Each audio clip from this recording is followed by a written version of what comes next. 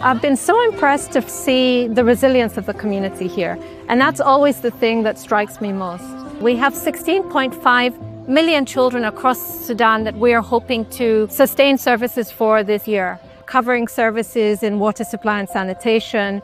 We're providing education services, we're providing psychosocial support, and we're also providing important health support. We're also engaging with the communities themselves, and they are part of the group, they're part of the volunteers, and they're part of the people who are providing services.